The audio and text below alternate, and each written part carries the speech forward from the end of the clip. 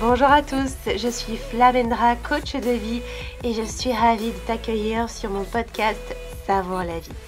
Si tu cherches à faire la paix avec la nourriture, à bien nourrir ton corps et ton esprit, tu es au bon endroit. Ici, seul ou accompagné, mes invités et moi allons te partager des réflexions puissantes et profondes pour améliorer ta santé et ton bien-être physique et mental. Pour ce faire, nous aborderons les thèmes du rapport au corps, à la nourriture, mais aussi de l'état d'esprit et du regard sur le monde. Ensemble, nous allons ouvrir le champ des possibles pour que tu puisses te sentir libre et pleinement épanoui dans ta vie. Si tu souhaites soutenir ce podcast, je t'invite à le noter avec 5 étoiles et à le partager autour de toi. Tu peux aussi me retrouver sur mes différents réseaux sociaux sous le nom de Flamendra. Allez, sans plus attendre, c'est parti pour ce nouveau numéro. Bonjour et bienvenue dans un nouvel épisode de podcast. Je suis absolument ravie de vous retrouver et aujourd'hui, j'ai l'immense plaisir de recevoir le docteur Colin qui m'a fait parvenir son nouvel ouvrage qui s'appelle Le Grand Cahier des TCC pour manger en paix. Donc ça a été pour moi un réel plaisir que de le découvrir, qui est, vous le verrez, un cahier pratique plus qu'un livre. Et donc aujourd'hui, dans cet épisode, nous allons voir quelles sont les étapes de la guérison qui sont justement présentées dans le livre du docteur Colin. On va voir aussi son approche des troubles alimentaires. Quel est le point de départ selon lui des TCA? On va également aborder le fameux IMC. Vous aurez son point de vue là-dessus et le mien. On va parler aussi de l'obésité. Pourquoi certaines personnes sont-elles obèses? On parlera également des 3 fonctions de l'alimentation émotionnelle, de la notion de perfection qui revient chez toutes les personnes que je peux accompagner et qui souffrent de troubles alimentaires. Et on parlera également de la notion du travail sur le corps qui, selon le docteur Colin, est vraiment quelque chose de complexe, mais pour autant de très libérateur et de très important dans ce processus de guérison. On parlera aussi un petit peu des régimes, bien évidemment, et tellement plus encore. Je vous laisse donc avec la présentation du docteur Colin et je vous retrouve à la fin de l'épisode. Je suis médecin, nutritionniste, on va dire en fin de carrière, donc j'ai quand même pas mal d'expérience. Voilà, au départ, j'étais médecin généraliste. Après l'internat, donc j'ai ouvert un cabinet libéral de médecine générale. Et puis, je vais raconter ma vie, si vous voulez. Hein. Dès que je me suis installé, en fait, je sortais de l'hôpital et je me suis aperçu que les patients que je voyais prenaient énormément de médicaments sur les personnes âgées. Donc, petit à petit, j'ai essayé de me dire, est-ce que c'est une bonne idée, ça, de prendre tant de médicaments? Est-ce que c'est pas des fois, un petit peu embêtant? Et est-ce que c'est utile, indispensable? Et comme la réponse était plutôt non, j'ai appris petit à petit des méthodes ou presque moins de médicaments. J'ai commencé par la mésothérapie. On employait des petites piqûres avec des toutes petites quantités de médicaments. C'était une thérapie qui était inventée en plus par un Français. Au départ, j'étais médecin traditionnel, donc ça correspondait vraiment à la médecine traditionnelle, sauf qu'on mettait beaucoup moins de médicaments. Puis après, j'ai fait la même chose sans les médicaments, c'est-à-dire juste avec les aiguilles, c'était l'acupuncture. Et puis ensuite, après, sans les aiguilles, ça a été l'ostéopathie. Et puis après, juste avec les mains. Et puis après, sans les mains, ça a été la nutrition. Et puis, sans rien du tout, ça a été la psychologie, la psychothérapie, les TCC, par exemple. Alors voilà. En fait, j'ai été amené plus sérieusement, j'ai été amené à faire la nutrition parce que, justement, comme j'étais en thérapie un peu douce, on va dire, les médecines douces, j'ai travaillé pas mal en centre de thalassothérapie. Et là, il y avait beaucoup de demandes de patients sur des conseils nutritionnels. Donc, j'ai une formation en nutrition et à partir de là, j'ai travaillé sur la nutrition. Et c'est pas le gars génial qui, d'un seul coup, je découvre tout de suite, tiens, les régimes, ça marche pas, il faut faire autre chose. Donc, j'ai fait comme tout le monde au début, j'ai prescrit des régimes. Et c'est vrai que je me suis posé la question. Vous avez fait ça? Oui, j'ai fait même des régimes parfois assez costauds, genre régime protéiné, des choses comme ça, parce que c'était des années 80-90, c'était à peu près là ce qu'on faisait, ce qui marchait le mieux. Et puis, après, je me suis forcément posé des questions. Comment on peut améliorer l'efficacité, comment on peut mieux aider les personnes qui viennent nous voir pour des problèmes de poids, parce que c'était pour ça qu'on venait me voir. Et donc l'idée, c'était de travailler sur l'aspect psycho-comportemental, et puis sur la motivation. C'est pour ça que j'ai étudié les TCC, donc au Canada, puis ensuite en France. TCC, c'est thérapie comportementale et cognitive. Et puis, après, après avoir fait ça, j'ai aussi pris conscience de la notion qu'on appelle de restriction cognitive, c'est-à-dire les inconvénients qu'on a à faire des régimes, et puis des études qui montraient que les régimes, ça ne marchait pas.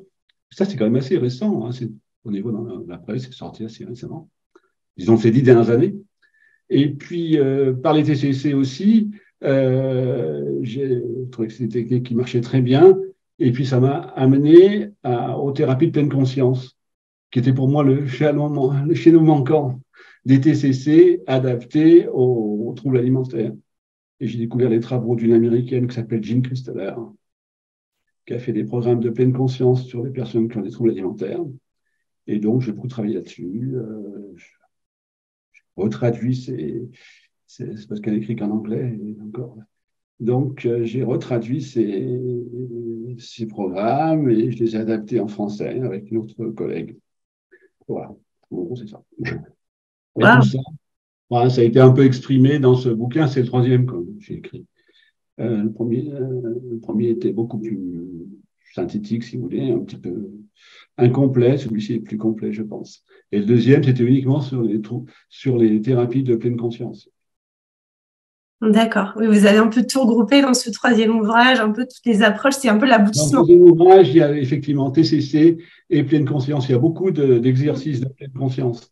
Pour ça que j'ai fait des enregistrements d'exercices, je ne sais plus combien, une vingtaine, je crois, où il y a beaucoup d'exercices de pleine conscience. Parce que je pense que c'est une bonne façon d'aborder les troubles alimentaires pour pouvoir apprendre justement à observer ce qui se passe. Là, vous avez dit un mot puissant, l'observation. Je l'emploie beaucoup aussi avec les personnes que j'accompagne.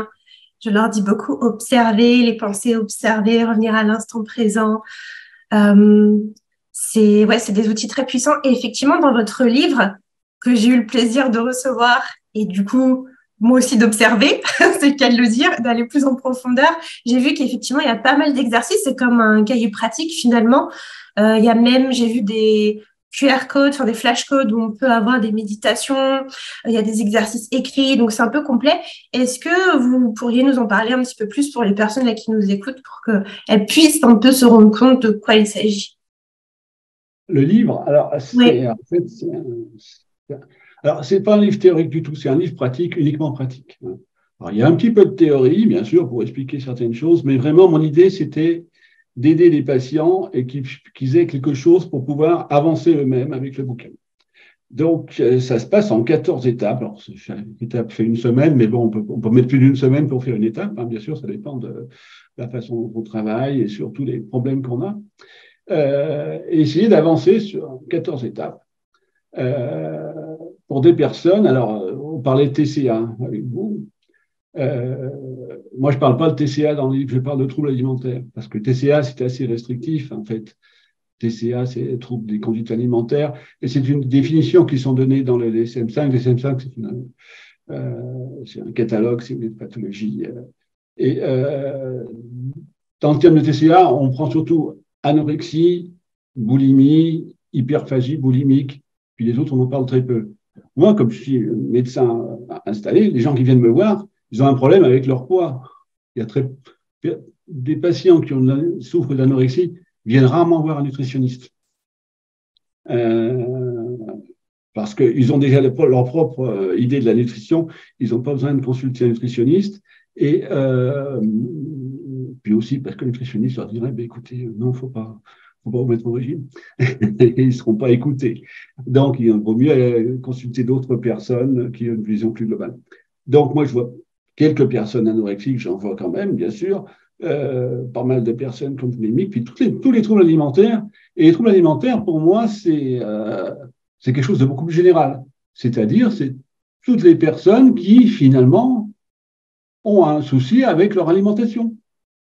Alors, ça englobe l'anorexie, l'hyperphagie, mais ça englobe aussi l'obésité et le surpoids, bien entendu, mais aussi ce qu'on appelle la restriction cognitive, ou plus simplement l'envie ou le désir de contrôler son poids, de mincir et de contrôler son poids. Et c'est des troubles qui paraissent beaucoup plus bénins, évidemment, que l'anorexie, mais qui peuvent conduire aussi à des troubles plus importants, parce que c'est un mode d'entrée. Vouloir contrôler son poids, c'est en général une porte d'entrée vers des pathologies qui sont plus importantes, qui peuvent être de la boulimie, qui peuvent être de l'anorexie ou de l'hyperphagie boulimique et qui peuvent conduire à un surpoids ou à une anorexie. Donc voilà un petit peu ce que j'ai fait. Et le point de départ, en fait, est le même, quelle que soit la pathologie. Le point de départ, à mon avis, et c'est le dernier chapitre de mon livre, en fait. J'aurais peut-être dû en mettre en premier, mais je l'ai mis en dernier. C'est l'insatisfaction corporelle. C'est-à-dire penser que son aspect corporel doit être amélioré.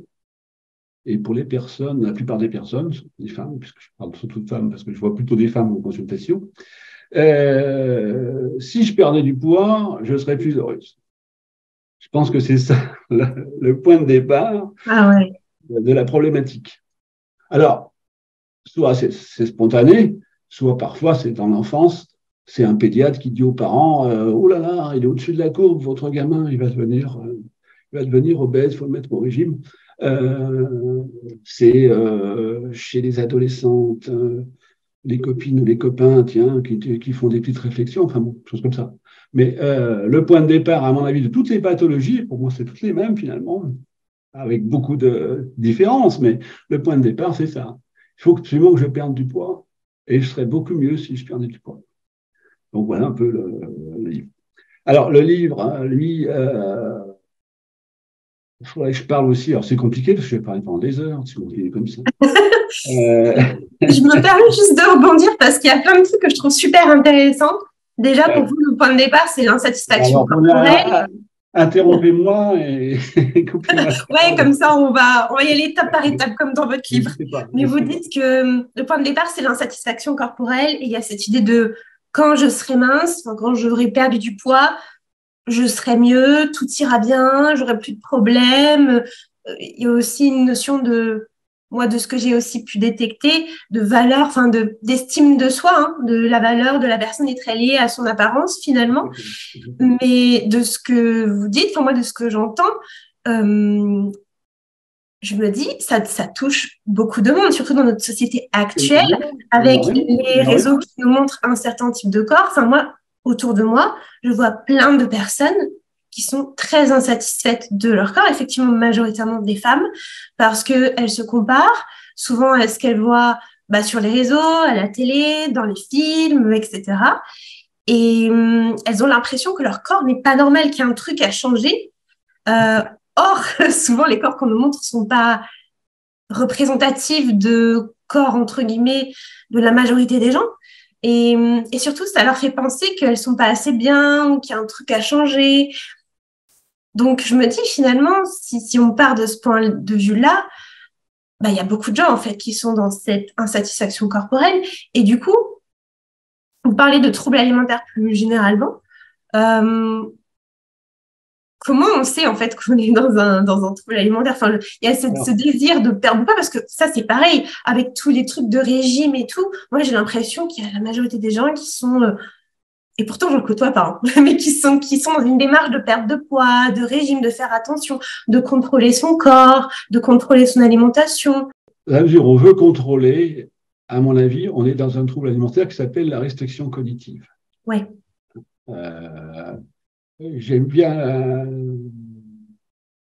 la définition qu'avait donnée le docteur Zermati.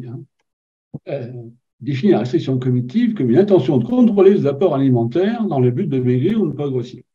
À partir du moment où il y a ça, pour moi, il y a un trouble alimentaire. On est d'accord. Parce que ça implique qu'on va essayer de contrôler, c'est-à-dire de calculer ce qu'on mange. C'est-à-dire que si mon livre s'appelle à la fin Manger en paix, c'est justement ça. On ne va plus jamais manger en paix si on veut contrôler. C'est-à-dire que chaque fois qu'on va manger, le cerveau il va travailler pour dire c'est bien, c'est pas bien.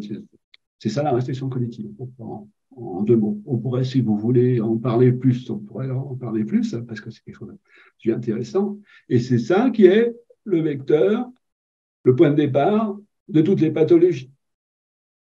Alors, si on est à fond dans la restriction cognitive et qu'on est très fort en restriction cognitive et qu'on est très bon, on va se terminer par une anorexie, ce qui n'est pas une bonne solution, mais bon, les meilleurs dans la restriction cognitive vont être anorexiques. Les autres, ils voudraient restreindre, mais ils sont pas très doués, entre guillemets, hein, c'est pas méchant, les gens qui le font sont très doués, mais je veux dire, ça marche moins bien, on y arrive moins bien, on va être dans la boulimie, c'est-à-dire que de temps en temps on va être en restriction, puis de temps en temps on va faire des grosses, ou dans l'hyperphagie boulimique, et puis si on est encore moins bien, on va être sans arrêt en tout régime, on va faire le yo-yo, et on va finir par être en surpoids et en obésité. Voilà, en gros, c'est pour ça que je dis que c'est toute la même pathologie. Mais le point de départ, c'est ça, c'est bien la restriction cognitive. La restriction cognitive, c'est la volonté de contrôler son alimentation pour pouvoir ne pas grossir ou maigrir. Oui, exactement. C'est vraiment en fait cette idée de ne pas faire confiance à son corps, en fait, de ne pas être connecté à ses sensations, mais de tout faire avec le mental, en mode il faut tout calculer, il ne faut pas dépasser tant de quantité. Il y a aussi des règles pas mal qui sont véhiculées par moi, j'ai beaucoup de personnes que j'accompagne, c'est j'ai lu ça, par exemple, les glucides le soir, ça fait grossir, il ne faut pas manger à telle heure. Ça, c'est une portion normale. Pour moi, une portion normale, ça veut rien dire. Je veux dire, ça dépend des gens. Pareil, manger à 15h, 16h03 ou 19h, qu'est-ce qu'on s'en fout, en fait, du moment qu'on est connecté à sa faim. Je veux dire, nos ancêtres, ils ne se demandaient pas si c'était l'heure de manger ou pas. Ils répondaient à leur faim. Et je trouve que du coup, ouais, j'ai l'impression qu'il y a aussi ce côté de le mental prend le dessus, en fait. C'est vraiment, comme vous dites, la restriction cognitive. Et ça, c'est insidieux. Je trouve que ça, moi, quand je l'explique à mes clientes, au départ, elles viennent me voir et elles me disent « Non, mais moi, je ne me prive pas. Non, mais moi, je mange 3 repas par jour. Je mange des portions normales, je ne me prive pas. » Et puis, quand on creuse, bah si, parce qu'il y a de la restriction cognitive. Mais ça, ce n'est pas visible. C'est dans la tête, entre guillemets. C'est exactement ça. Et le gros problème de cette restriction cognitive, comme vous l'avez très bien dit, c'est que ça empêche d'utiliser ce qu'on a en nous pour réguler, pour avoir une alimentation régulée. Et ça, c'est sensations alimentaires, c'est-à-dire la faim, la satiété, le rassasiement, l'envie de manger, le plaisir alimentaire, puisque ça fait partie aussi des systèmes de régulation. Et on oublie ça pour faire autre chose, et ça ne marche pas. Alors, bon, j'en ai déjà parlé, hein. J'ai vu dans un podcast, mais j'aimais bien ça, parce que je suis bien d'accord avec ça. Alors, ces dernières années, on a quand même fait des méta-analyses qui ont montré que les régimes, ça marchait pas dans 90 à 95% des cas. Très bien. Alors, d'abord, c'est un problème. Ça marche quand même dans 5 à 10% des cas. C'est-à-dire qu'il y a 5 à 10% des personnes qui sont en restriction cognitive et pour lesquelles, on va dire, réussi. C'est-à-dire qu'ils arrivent à contrôler leur alimentation et ça se passe pas trop mal. Je ne parle pas de ceux qui tombent dans l'anorexie. Il y a quand même des personnes qui font ça et ça marche. Mais c'est que 5 à 10%. La grande majorité, ça ne marche pas. Quoi qu'il arrive. Vous l'avez fait dans un podcast, pour ça je suis content d'en reparler parce que je trouve ça génial. Donc du coup, puisqu'on avait plein d'études qui montrent que les régimes, ça ne marche pas, on a banni le mot régime du vocabulaire. Donc les professionnels de santé, personne ne fait un régime pour ce que régime. On fait de rééquilibrage alimentaire. Sauf qu'évidemment, qu'est-ce qu'on fait quand on fait rééquilibrage alimentaire? On dit aux gens qu'est-ce qu'il faut qu'ils mangent, en quelle quantité et quand. C'est-à-dire exactement pareil que quand on prescrit un régime. C'est toujours la restriction cognitive, évidemment. C'est toujours un régime caché. L'idée, c'est manger ce qu'on veut, ce qui nous fait plaisir, en fonction de ses sensations. C'est-à-dire quand j'ai faim, quand j'ai envie de manger, je mange tranquillement. Alors ça s'apprend après, j'ai vu un livre là-dessus, donc c'est pas si simple que ça. Le livre fait quand même quelques pages, Mais on peut très bien revenir à ces sensations et apprendre à s'arrêter quand on en a assez mangé. On le sait parce qu'on se sent rassasié, tout simplement, la sensation de rassasiement, donc ça se travaille. Et on n'a pas besoin d'écouter ce qu'on nous dit, s'il faut manger sucré, salé, gras ou pas, peu importe. Voilà, en gros, c'est ça. Donc, tout le début du bouquin, c'est ça. C'est-à-dire que les premières semaines, je crois que je mets 5 semaines pour travailler là-dessus, donc c'est quand même long. On travaille sur les sensations alimentaires. Et c'est la première base. C'est important de le faire en premier parce que, sauf pour certains patients que je vois vraiment qu'il faut aller ailleurs tout de suite, mais la plupart du temps, dans 95% des cas, c'est ce qu'il faut faire en premier. Parce qu'on ne veut pas faire le reste si on n'a pas appris à revenir sur ses sensations. Parce que si on se dit, j'ai le droit de manger tout ce que je veux, mais on ne donne pas les moyens de régulation, la personne va avoir peur de maigrir, de grossir, et d'ailleurs, elle va grossir. Quelqu'un qui a une restriction, qui contrôle ce qu'elle mange, si on lui dit, vous pouvez manger tout ce que vous voulez, sans dire comment faire avant pour réguler son alimentation, elle va grossir, et donc très vite, elle va arrêter. Donc, c'est important de passer par cette première phase sur les sensations alimentaires, c'est simplement apprendre à observer et respecter sa faim, apprendre à observer, manger suffisamment lentement et avec suffisamment d'attention aux sensations pour pouvoir observer ces sensations pendant le repas de façon à comprendre quand est-ce qu'on a assez mangé, quand est-ce qu'on est rassasié et à respecter ces sensations. C'est-à-dire que je me sens rassasié, je m'arrête de manger. C'est pas, j'ai fini mon assiette quand même, ou ah oui, mais si je mange pas plus, j'aurai faim dans 2 heures et 3 heures, et comme il faut manger entre les repas, je mange plus pour compenser. Non, je respecte mes sensations. Si un jour ou de temps en temps je ne les respecte pas, c'est pas grave, parce que le repas d'après, j'aurai moins faim, je serai plus vite rassasié, ça va se corriger tout seul. Mais globalement, je respecte les sensations. Donc c'est ça la première chose à faire. Ouais, je suis totalement d'accord avec vous. Et du coup, s'il y avait, parce que ça, au départ, c'est un peu compliqué, hein, effectivement, quand on est habitué à fonctionner avec le mental, revenir au corps, revenir aux sensations, ça peut même être inconfortable, on n'a peut-être pas forcément envie.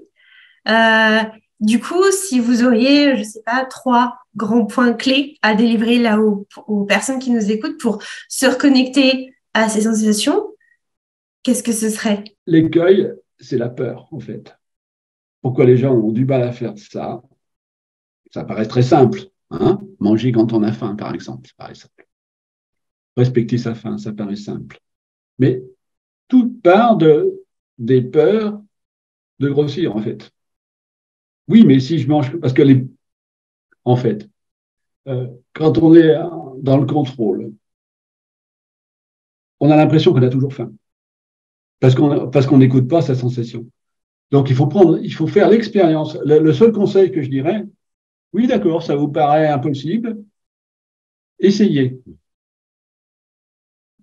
Essayez en prenant votre temps. Vous avez 3-5 semaines pour essayer.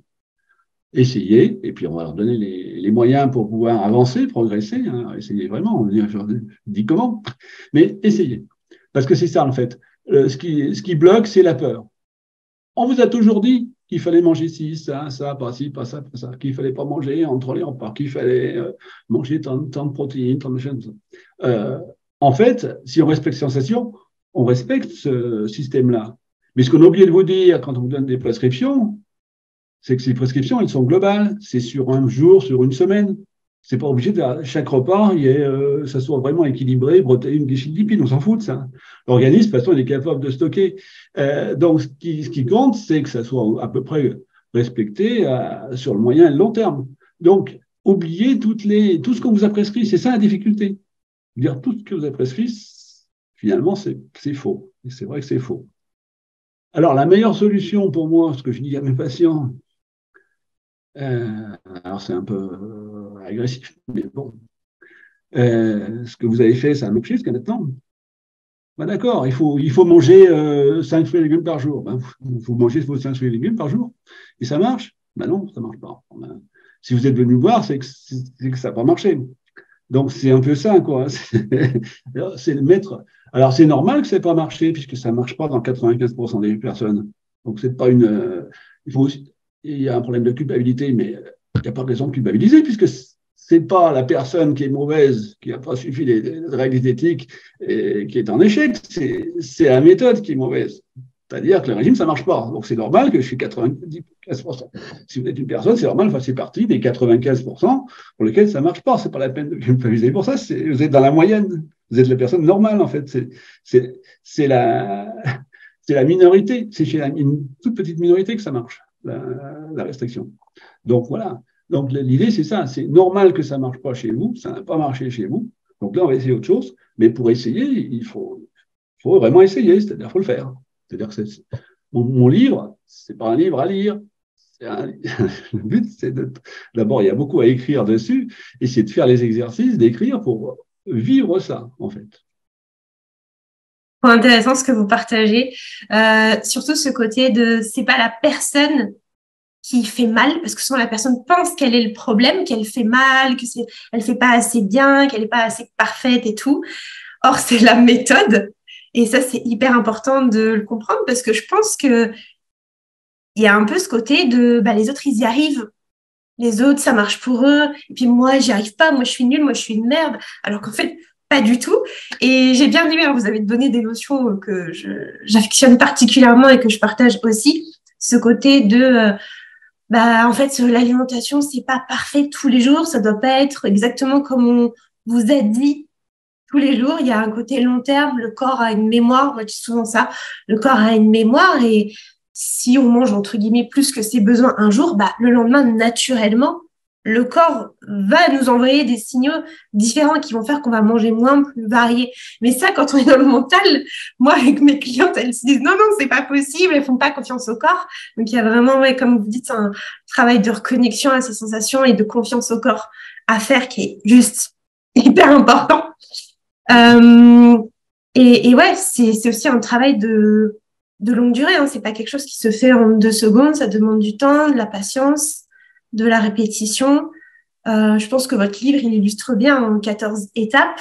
Et c'est aussi, comme vous l'avez dit, d'expérimenter, de pas rester juste là dans la peur. Parce que la peur, c'est qu'une projection de notre mental qui s'imagine le pire. Alors, c'est ça. En plus, parce que je suis dans les TCC,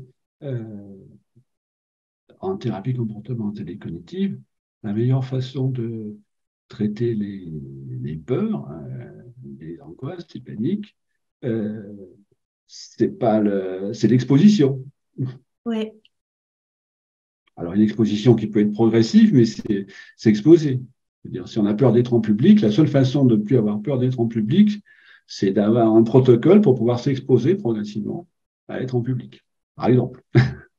Et là, c'est pareil. C'est pareil. Il faut essayer d'avancer, de le faire, de voir ce qui se passe si je mange en fonction de ma faim et puis je m'arrête quand je me sens rassasié. Mais c'est pas que des mots, c'est-à-dire qu'il faut effectivement expliquer comment on fait. D'abord s'interroger sur les symptômes de la faim, sur qu'est-ce que c'est que le rassasiement, comment ça fonctionne, qu'est-ce qu'on ressent, et pour pouvoir le pratiquer. Mais en fait, c'est en pratiquant qu'on arrive à avancer, et ça, c'est vraiment important. Et si on n'a pas compris ça, on ne comprend rien. Et c'est pour ça que ça ne sert à rien de lire un livre théorique, parce que si on connaît bien la théorie, c'est génial, mais si on ne la pratique pas, ça ne marche pas. Voilà. Oui, il y a vraiment une différence entre savoir et connaître, si je puis dire, savoir et intégrer. Savoir, ça va être plus, oui, moi je prends un peu cet exemple on peut lire tous les bouquins, par exemple, sur comment jouer au basket. On peut être un expert dans le domaine, et puis le jour où on vous fout sur un terrain, en fait, vous êtes nul parce que vous n'avez jamais pratiqué. Donc, l'expérimentation, c'est hyper important. Mais souvent, j'ai l'impression que le truc, c'est forcément, il y a la peur qui vient. Donc, c'est comment est-ce qu'on peut arriver à surpasser la peur pour expérimenter davantage et comprendre aussi que moi, je dis souvent que il n'y a pas d'échec, il n'y a que des tests, des essais pour justement réajuster, pour mieux se comprendre, pour mieux se connecter à son corps. Parce que c'est pas un truc qu'on sait comme ça, on a la notice dans notre tête. En fait, c'est en comme vous avez dit au départ du podcast, d'expérimenter et puis d'observer qu'est-ce qui se passe en nous pour mieux se comprendre. Moi, la première personne qui m'a enseigné la TCC pour les troubles alimentaires, c'est un Canadien, avec l'accent canadien. Et sa phrase favorite, c'était « Vos erreurs sont une merveilleuse opportunité de vous améliorer. » C'est vrai, c'est ça. Il n'y a pas d'échec, en fait.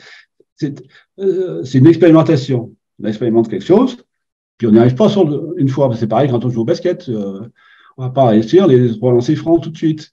Il va quand même falloir s'entraîner un peu pour y arriver. Mais si on rate, qu'on voit qu'il part à droite, ben on va corriger, on va mettre plus à gauche et on aura plus de chances d'arriver. Donc c'est ça, les erreurs permettent de s'améliorer. C'est exactement ça aussi. Mais là, en plus, c'est pas une question justement d'échec et de réussite, parce que l'idée, c'est d'apprivoiser l'alimentation, c'est-à-dire de manger tranquillement. Donc on n'est même plus dans l'échec.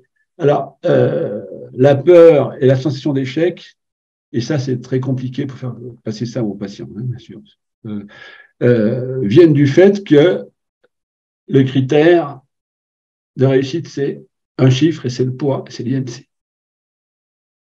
Et pour pouvoir travailler vraiment sur les troubles alimentaires, et ça c'est très très très difficile pour les personnes, il faut sortir de l'idée du poids.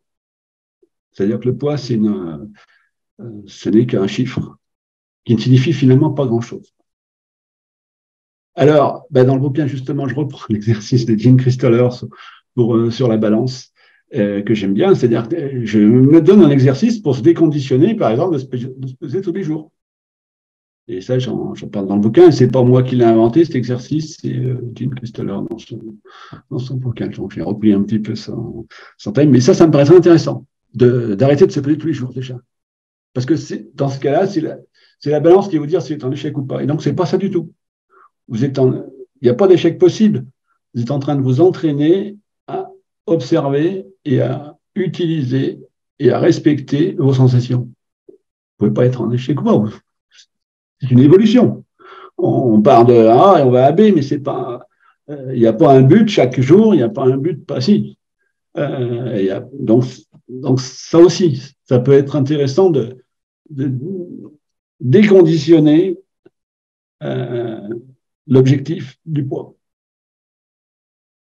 D'accord, le but final, c'est quand même, si les personnes grossissaient, c'est d'arrêter de grossir déjà. On est d'accord, c'est le but final. Mais c'est pas l'objectif. L'objectif, c'est de changer sa façon de voir l'alimentation, sa façon de manger. Et après, le poids, il va suivre, ça sera la conséquence. C'est pas l'objectif, c'est pas le but, c'est la conséquence. Et ça, c'est important. Je suis tellement d'accord. Je partage tellement votre avis. Pour moi, le poids, c'est que la conséquence, je dis, d'un état d'être, d'un état de connexion à soi, à ses sensations et de respect de ses besoins et de soi, en fait. Pour moi, c'est ça. Et souvent, les gens se disent l'inverse. C'est genre, je vais perdre du poids et comme ça, je me sentirai mieux ou j'irai mieux. Mais pour moi, c'est l'inverse. C'est sens que ça fonctionne. Et je suis totalement d'accord avec vous. C'est sortir de je vais être un peu cash, mais de ce putain de poids, parce que ce chiffre qui veut rien dire et qui prend toute la place, en fait, pour une personne qui a un mauvais rapport, enfin, un rapport compliqué avec la nourriture, avec son corps. C'est comme si toute sa journée, elle était conditionnée par ça, parce qu'elle allait voir sur la balance. Sa valeur aussi, si elle est une bonne personne ou pas, si elle a échoué ou pas. Alors qu'en fait, il n'y a aucune valeur morale même à l'alimentation. Je veux dire, peu importe ce qu'on mange, ça n'a aucune valeur morale. Ça n'est ni une réussite ni un échec. Et voilà. Et alors, ça n'a pas de valeur morale, ça c'est sûr, ça c'est une vérité, mais qu'il faut bien expliquer aux gens parce que beaucoup de personnes pensent qu'ils sont ce qu'ils font, ils ne font pas que ça. Et pas que les ça qui compte. Mais cette notion de poids et même d'IMC, il faudrait qu'aussi que les professionnels de santé arrêtent avec ça. Parce que d'abord, il faut dire que l'IMC, ça n'a pas été fait par des médecins, mais par des assureurs déjà.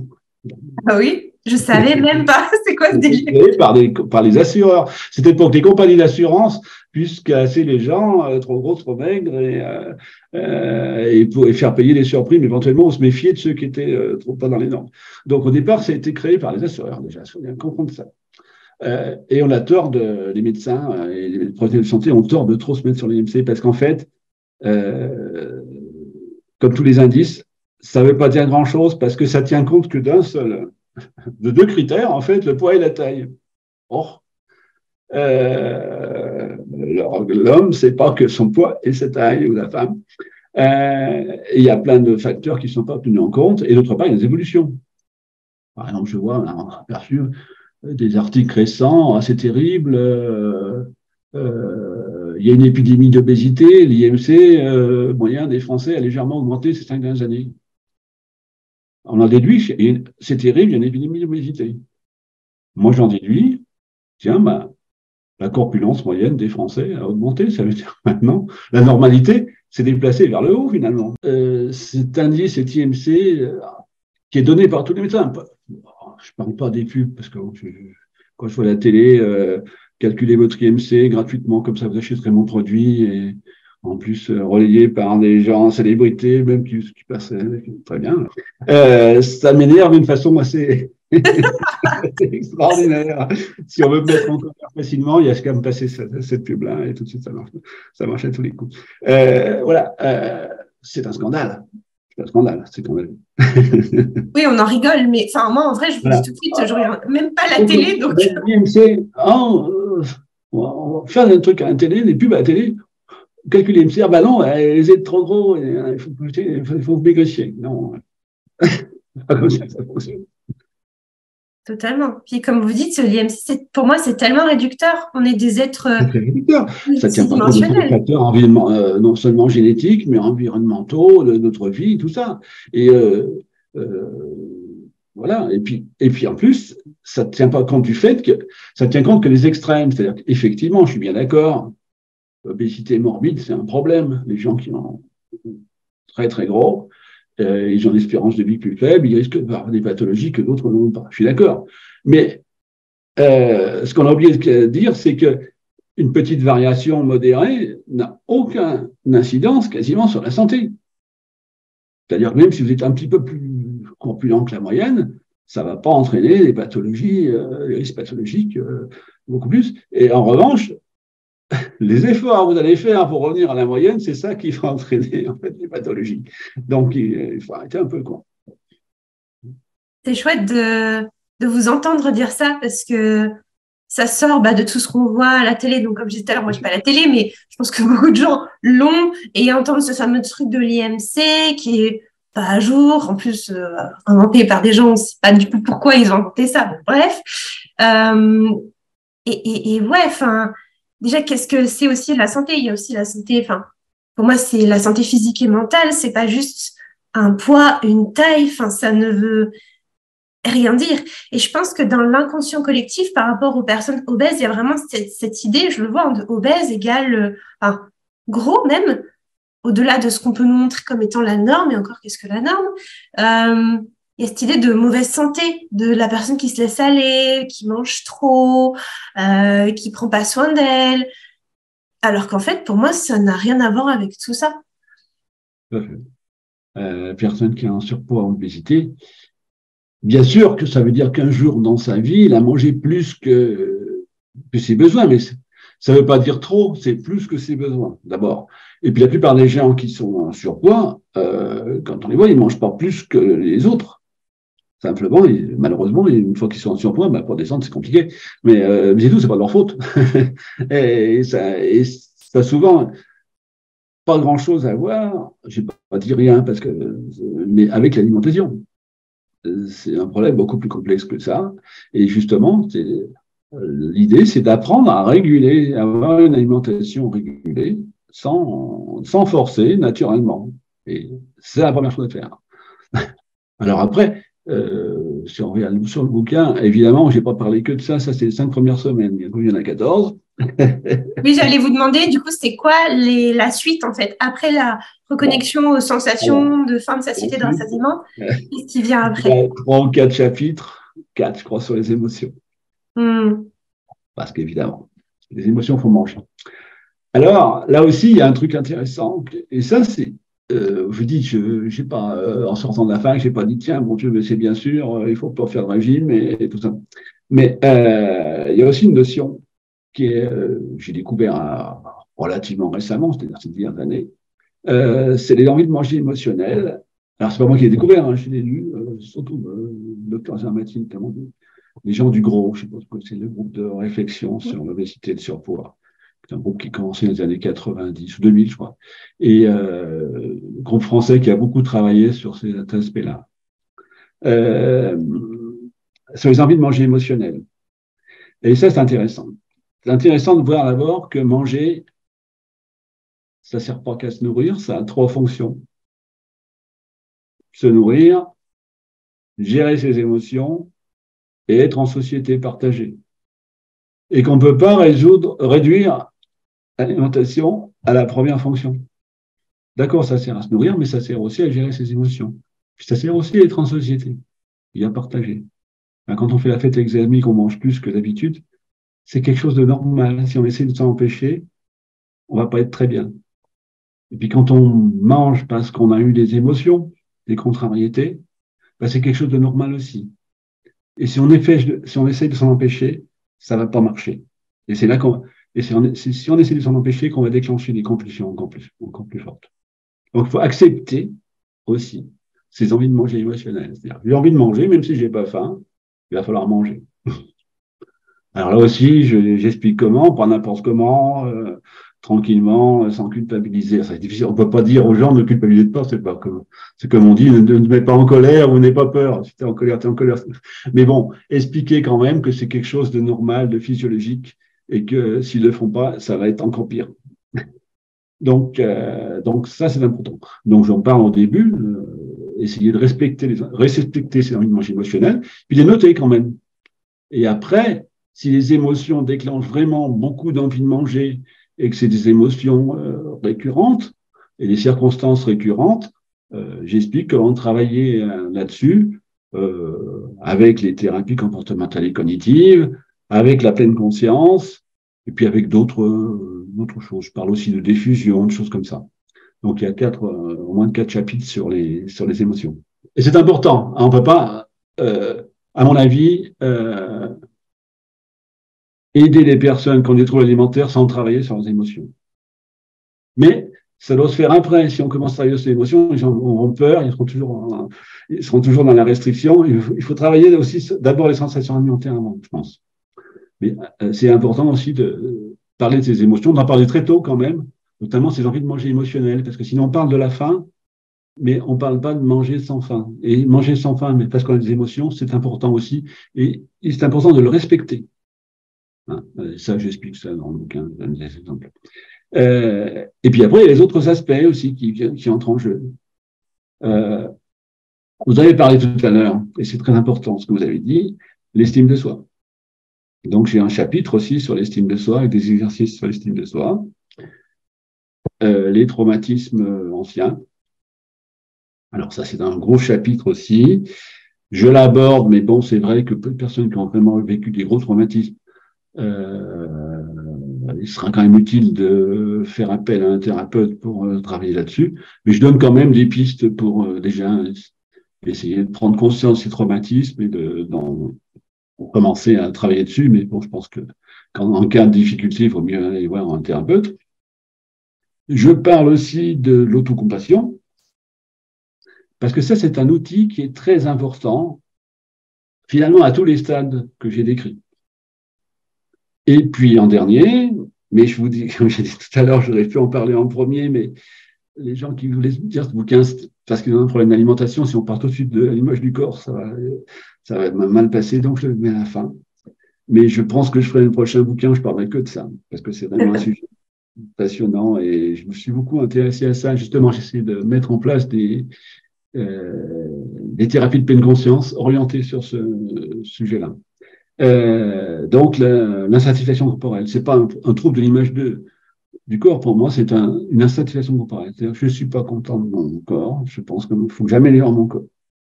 Il faut que je change mon corps. Il faut que je maigrisse.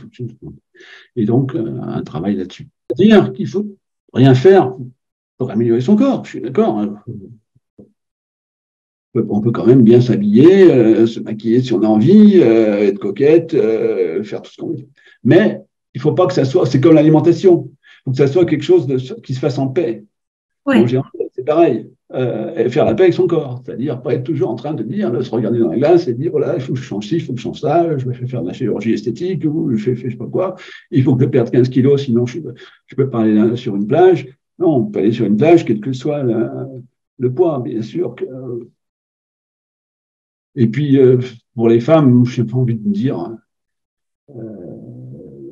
les hommes qui vous trouvent pas belle parce que vous trouvent que vous êtes trop ronde, ben, c'est des imbéciles, tant pis pour eux. Vous n'y perdez rien finalement, plutôt que de sympathiser avec un imbécile, autant qu'il aille voir ailleurs, et vous aussi, vous en trouverez bien d'autres qui vous trouveront bien comme vous êtes et sympa comme vous êtes, parce que c'est pas que le poids qui compte dans la personnalité. Donc, il y a ça aussi. Donc ça, c'est le dernier chapitre. Ouais, c'est super intéressant. Et par rapport au corps, moi, je parle beaucoup d'acceptation.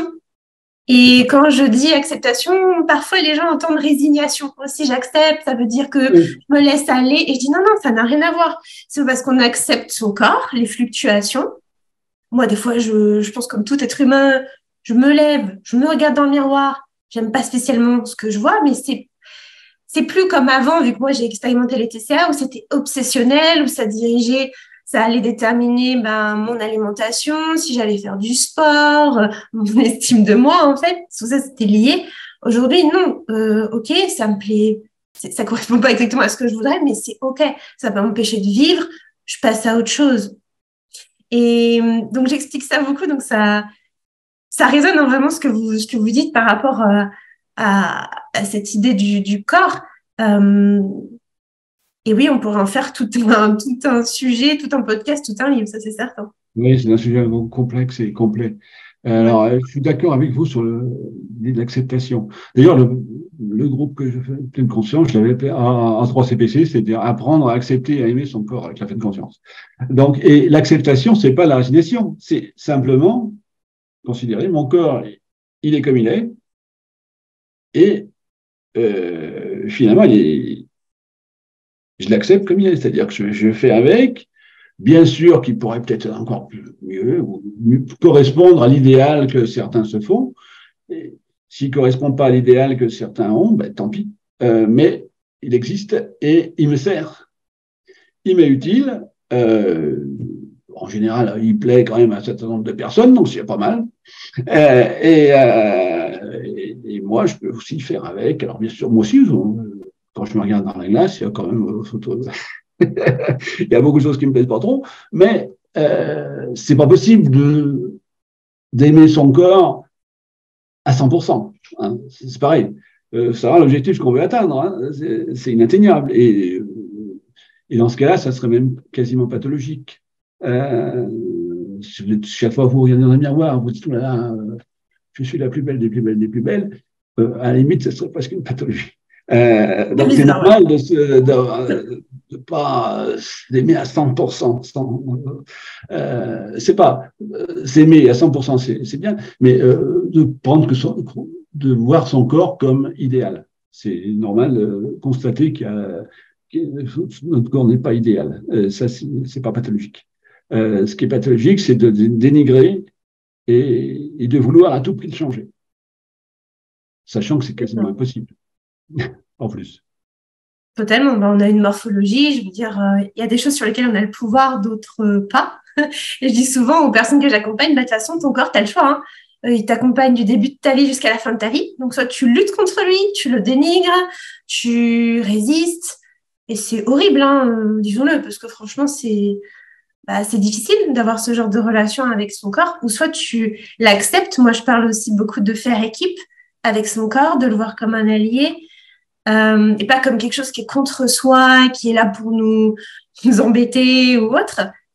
Pas du tout. Tous les signaux que le corps nous envoie, même si c'est désagréable, pour moi, hein, en tout cas, c'est à notre service, c'est pour nous servir, à nous de interpréter comme des opportunités, à nous d'aller regarder qu'est-ce qui se passe pour mieux se connaître, mieux répondre à nos besoins, à nos envies, à se connecter plus profondément à qui l'on est. Et c'est un beau voyage. Moi, je trouve que c'est un magnifique voyage.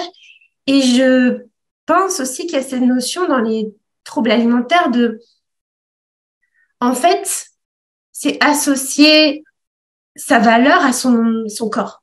C'est comme si on n'était qu'un corps, alors qu'en fait, bah non, on n'est pas une pancarte, moi je dis souvent. On n'est pas une pancarte, hein. On est des êtres, on a une personnalité, on est, voilà, moi j'emploie le terme multidimensionnel, bon, j'ai un peu un esprit spirituel, mais bref, peu importe le terme qu'on emploie.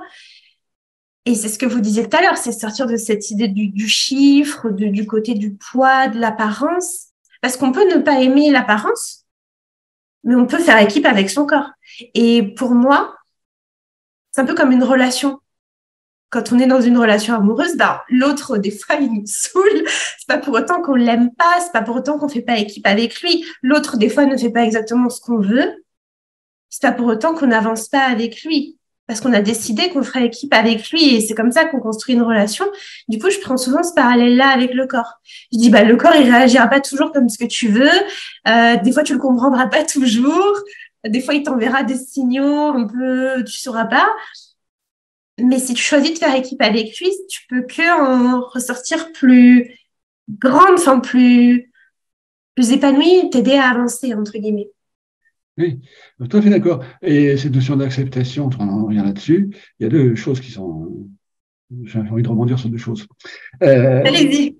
D'abord, la notion de perfection. Oui. L'objectif n'est pas d'être parfait, d'être parfaite. Et moi, je dis souvent à mes patients, peut-être que vous étiez parfaite, personne ne vous supporterait. Tant mieux d'imparfaite, parce que on n'aime pas les gens parfaits. Ouais, c'est chiant. C'est sûr, c'est chiant. Donc déjà, la perfection est une qualité. L'imperfection est une qualité, pas la perfection. L'imperfection est une qualité. L'acceptation du corps, c'est important parce que le biais pour les personnes souvent qui sont obèses, c'est au contraire d'ignorer leur corps. Un stade, je m'aime tellement pas que le corps, je le regarde plus, j'ignore. Et ça aussi, ça pose un problème. En fait, l'idée, c'est prendre conscience de son corps, l'accepter, avec ses imperfections, parce qu'il n'est pas parfait, mais l'ignorer, qui est une stratégie qui est employée par certaines personnes, est aussi problématique finalement. Donc, vraiment être dans le juste milieu, c'est pas si facile. Et alors moi, je me suis inspiré, donc je fais de la pleine conscience, bien sûr, thérapie de pleine conscience là-dessus, parce que j'essaie d'adapter des exercices là-dessus. Et puis des travaux d'un Américain qui s'appelle Thomas Cash, qui a beaucoup travaillé sur le corps. Et lui, il a fait vraiment mis en place des thérapies qui sont très intéressantes là-dessus. Parce que c'est pas facile de travailler là-dessus, justement. Moi, j'ai eu longtemps pour le faire, pour mettre en place des programmes, et c'est pas évident du tout. Et il y a très peu de bouquins, à mon avis, qui en parlent en sortant vraiment du généralité, en expliquant comment procéder pour avancer. Hein. En parler en théorie, c'est toujours pareil, c'est toujours bon, pas facile, non, mais c'est intéressant, mais ça ne suffit pas. Des bouquins qui donnent des gens qui disent comment on va faire pour avancer. À ce niveau-là, c'est pas si évident que ça. Et donc, le meilleur livre que j'ai lu, mais les premiers ne sont pas en français, c'est ceux de Thomas Cash. Oui, complètement. C'est vraiment une nécessité, je pense, aujourd'hui, d'avoir ce genre d'ouvrage et d'en parler et d'avoir effectivement des exercices pratiques où bah, vous aussi, ce que vous pouvez proposer de votre côté, je pense que c'est hyper intéressant de s'y intéresser. C'est le cas de le dire, mais j'ai l'impression que c'est pas encore facile pour la majorité des gens parce que je pense qu'on sait aujourd'hui que les régimes, ça marche pas. Peut-être pas, hein, peut-être qu'il y a des gens qui se disent que ça marche, je sais pas. Mais c'est tellement facile, c'est tellement clé en main, c'est tellement rapide que c'est un peu attractif, c'est un peu sexy, c'est un peu... Puis en plus, c'est ce qu'on disait tout à l'heure, la personne pense que c'est elle le problème, donc elle remet pas en cause la méthode. Donc il y a peut-être cette notion de, en fait, on ne sait pas que c'est la méthode qui est le problème. Et quand bien même, bah, comme vous l'avez dit, c'est pas facile. qu'est-ce qui vous fait dire que c'est pas facile, justement? De travailler sur le corps, Oui. l'expérience. L'expérience. Quand j'ai essayé de mettre en place ces thérapies de pleine conscience, je me suis aperçu quand même que le parcours était compliqué. Ça mettait en l'action de plein de phénomènes très, très complexes et que c'est oui, que c'est vraiment compliqué. Et puis aussi, alors, il y a aussi que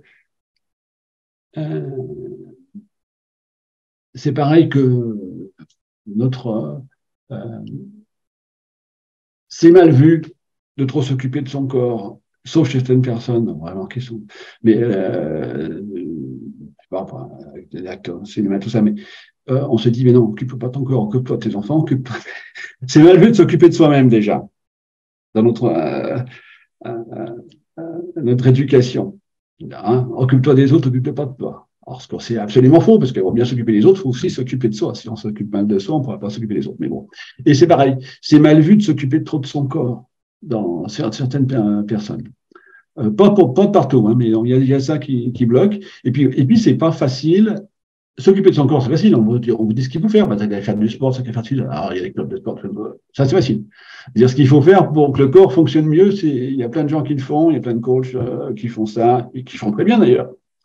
Mais c'est pas ça la question. La question, c'est d'apprendre à accepter son corps. Et ça, c'est vraiment compliqué. Et puis, vous avez parlé des régimes. Alors, on dit, oui, mais les gens font quand même des régimes. Bien sûr qu'ils en font encore. Ils vont encore faire beaucoup. Alors, la raison, elle est très simple. Enfin, il y en a une qui est assez simple. Je vous ai dit, et c'est écrit, et c'est pas moi qui l'ai inventé, c'est toutes les études le montrent, les régimes, ça marche pas à moyen et à long terme. Donc, normalement, personne ne devrait en faire. Tout le monde devrait le savoir. Le problème, c'est qu'à court terme, ça marche. Enfin, si vous mangez 2 fois moins que vous mangez d'habitude, vous allez perdre du poids, de toute façon. Ça va peut-être pas durer longtemps, mais au début, vous allez perdre du poids. Donc, vous voyez que ça marche. Quand ça commence à foirer, vous dites c'est de ma faute. On en revient au début. Le gros problème, c'est qu'à court terme, les régimes marchent. Oui. Malheureusement, c'est ça. Si ça ne marchait pas à court terme, le problème serait réglé. Personne n'en ferait. Tout le monde serait en échec, personne n'en ferait. Mais en fait, ça marche à court terme. C'est à moyen et à long terme que ça ne marche pas. Sauf que le problème, c'est qu'on n'a pas une vie de mois, heureusement, de pas mal d'années. Et donc, il nous faut des solutions qui fonctionnent à long terme. Mais à court terme, ça marche très bien, les régimes. N'importe lequel, hein, faut n'importe quoi. Le régime salade verte, endive, ça marche. Le régime protéiné, ça marche. Tous les régimes marchent à court terme. Pour la perte de poids. Pour le reste, pour la meilleure santé, je suis pas sûr. Mais pour la perte de poids, ça marche. Ouais, c'est ça le truc. C'est voir à long terme. C'est pas un problème, finalement. Complètement, en fait, c'est ça. Et pour moi-même l'avoir vécu, au départ, c'est un peu, on a l'impression d'avoir trouvé le truc. On se dit, oui. C'est magique, il y a un peu la lune de miel, on se dit c'est génial, tout ça. Et puis après, on se rend compte de tous les effets. Mais ce que je trouve le plus déplorable, enfin moi qui me tue un peu aujourd'hui, c'est qu'en fait, c'est facile. Encore une fois, c'est un peu genre, comme à l'école, vous savez, c'est un peu le syndrome de la bonne élève. On vous dit quoi faire, quoi manger, quoi penser, qu'est-ce qu'il faut croire, qu'est-ce qu'il faut faire, comment le faire. Et je trouve qu'on perd complètement notre pouvoir créateur, notre discernement, notre prise de recul. Et on se déconnecte de qui l'on est, de ses besoins. Moi, j'ai des personnes, elles savent même plus ce qu'elles aiment. Elles savent plus. Elles sont déconnectées d'elles, en fait. Et elles croient des trucs qu'elles ont lus. Et quand on creuse, ouais, ça ne vient absolument pas d'elle, ça vient de la société. Et c'est ça, en fait, moi, ce que je trouve déplorable, c'est que on met en avant des trucs, oui, qui, comme vous l'avez dit, fonctionnent à court terme, mais qui, à long terme, sont extrêmement délétères pour la santé physique et mentale. Et on parle trop peu. Ça commence aujourd'hui avec vous, par exemple, votre livre, votre approche. Enfin, c'est super. Moi, je suis trop contente de voir qu'il y a des gens qui parlent de ça, cette approche-là, parce qu'il faut, selon moi, de nos jours, mais c'est encore pas assez répandu. Bon, sans doute parce qu'il y a toute cette notion de business autour des régimes, bien évidemment, mais c'est aussi moins facile de faire ce travail. Vous l'avez dit vous-même, le travail sur le corps, c'est difficile pour reprendre vos termes, et je pense que en vrai, tout le monde n'est pas prêt à faire ce cheminement. Peut-être que finalement, les régimes, c'est un peu plus facile, c'est un peu plus, je réfléchis pas, je suis ce qu'on me dit. Alors que faire tout ce travail, c'est un peu plus long, il faut être patient, et il y a du temps à prendre pour soi. Déjà, il faut déconstruire la croyance que prendre du temps pour soi, prendre soin de son corps, c'est être égoïste, parce que pas du tout. C'est, pour moi, tout part de soi. On est un peu comme une bougie. Moi, je dis, on est une bougie quand on a notre lumière, on peut allumer les bougies des autres et on répand notre lumière. Je dis un petit peu ça. Mais si notre bougie elle est éteinte, on ne peut pas allumer la bougie des autres. Donc voilà, je voulais vous partager ça. Je ne sais pas ce que vous en pensez. Alors bon, je ne suis pas le seul à faire comme ça. Je reprends quand même des choses qui ont été faites par les gens du gros, notamment Gérard Filderfer, Jean-Philippe Sarmatique, qui a quand même pas mal de bouquins sur ce sujet depuis les années 2000 à peu près.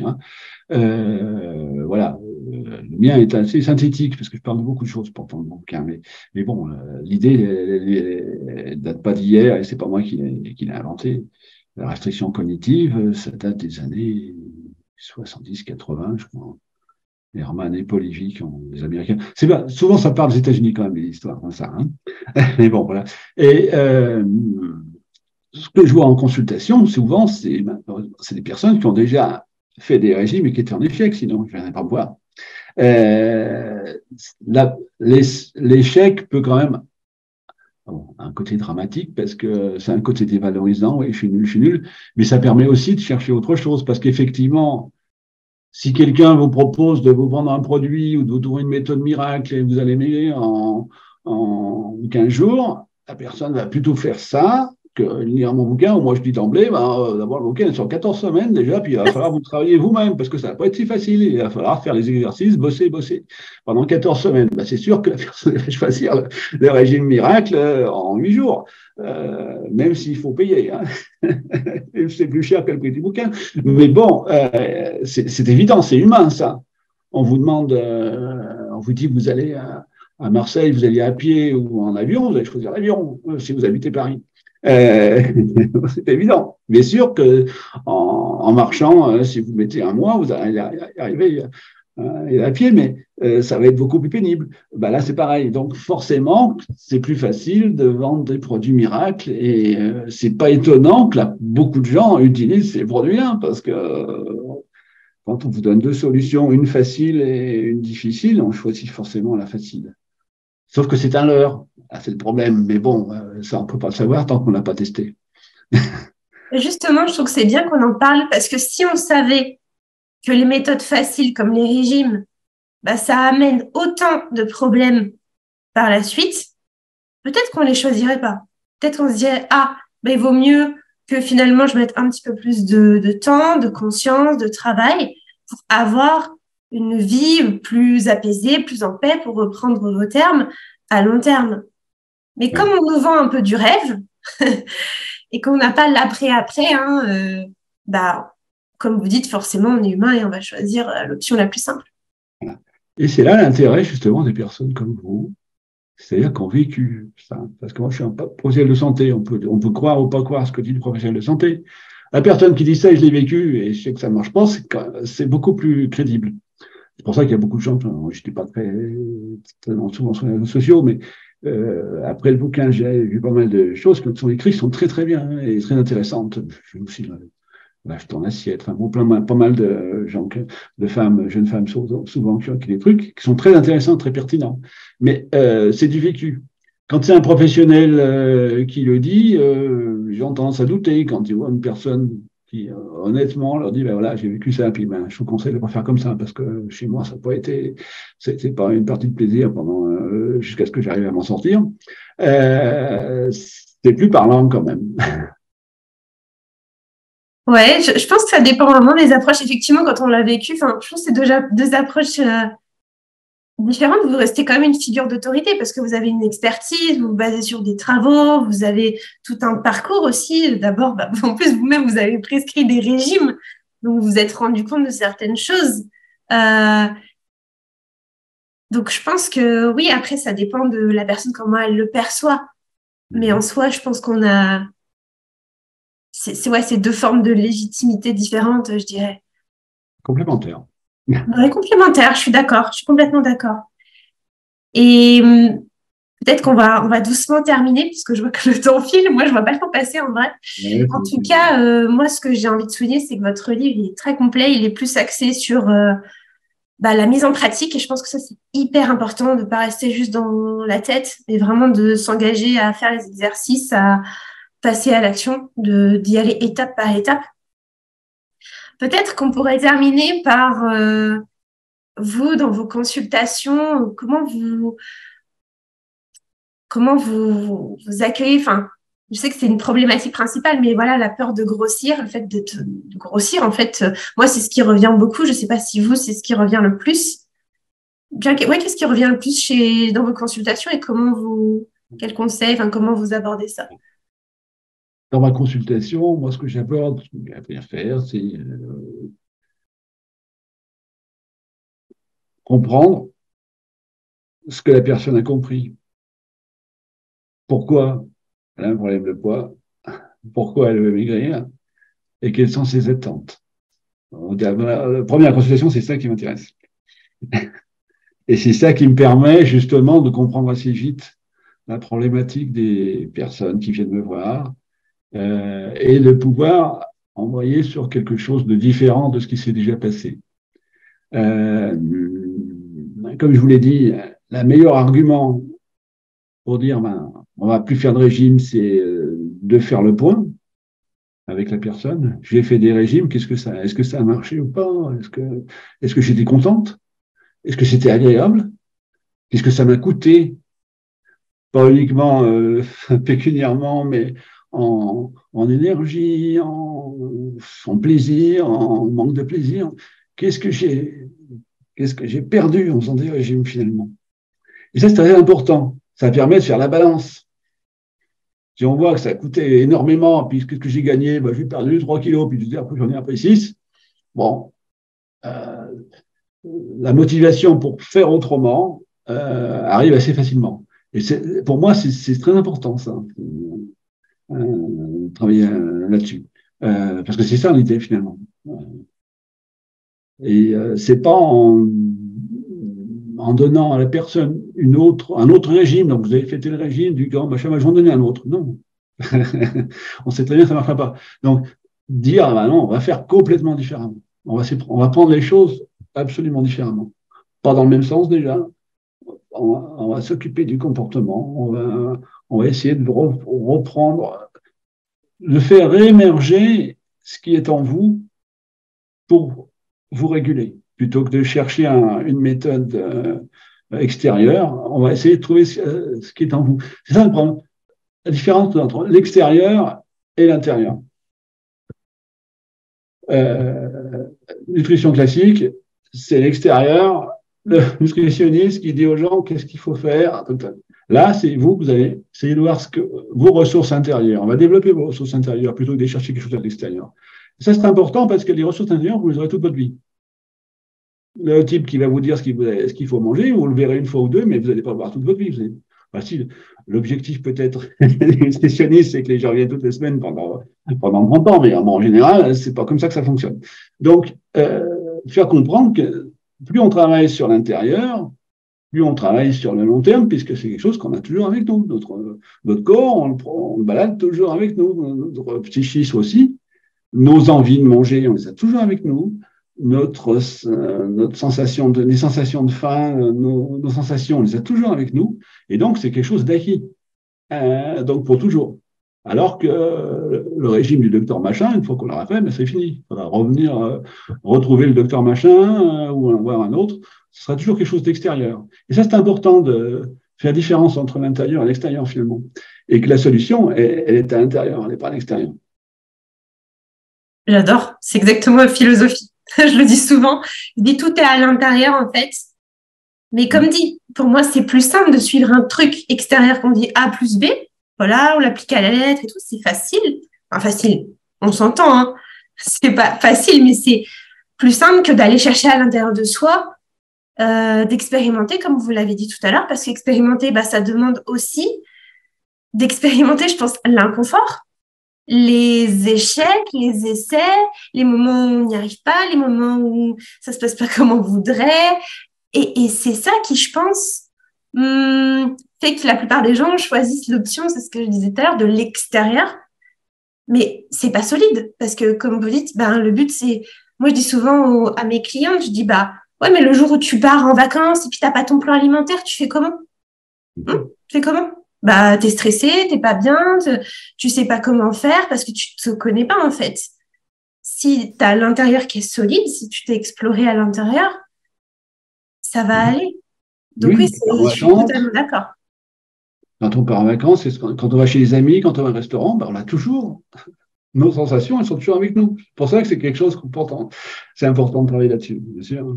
Et ça, je pense que c'est une façon aussi si on arrive à faire passer ce message-là, ça permet d'avancer, de bien avancer. Parce qu'effectivement, alors, on a du mal en début d'une première consultation diététique de parler comme ça, mais peut-être qu'on devrait, parce que franchement, ça permettrait d'avancer.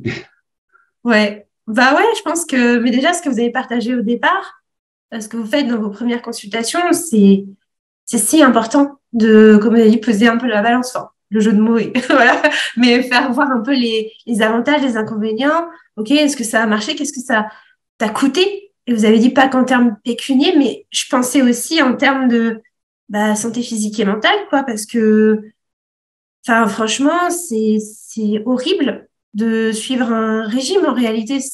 Et puis on perd par exemple en sociabilité. Moi je sais que ça m'a beaucoup coupé de ma sociabilité, de plein de choses en fait de la vie. Ça déconnecte un peu de soi et de la vie finalement. Donc ça coûte beaucoup pour des kilos.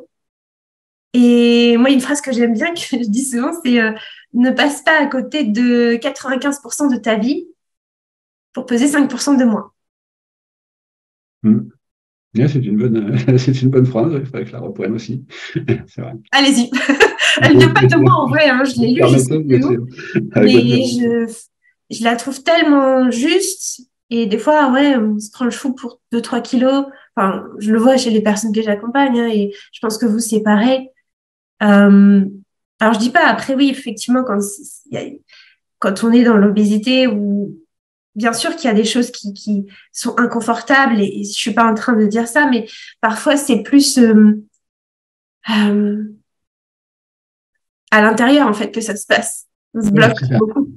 Vous avez raison. Bien sûr que l'obésité importante est très inconfortable. C'est pas une raison pour rajouter un inconfort en plus. Ouais. Non. Ça n'aidera pas les gens d'augmenter l'inconfort. Ils ont déjà l'inconfort, ils le connaissent déjà. Donc, pas la peine d'en rajouter une couche. Ouais. Ok. Bon, je pense qu'on va doucement arrêter le podcast ici. Merci beaucoup, Monsieur Collin, d'avoir accepté, accepté l'invitation. En réalité, on a été mis en relation et je trouve ça top. Je mettrai le lien de votre livre dans la description du podcast, de vos ressources aussi, comme ça les personnes pourront aller voir. Merci à tous de nous avoir écoutés. On espère vraiment que ça aura pu vous apporter de la valeur. Et moi, je vous dis à très bientôt dans un nouvel épisode du podcast Savoir la vie.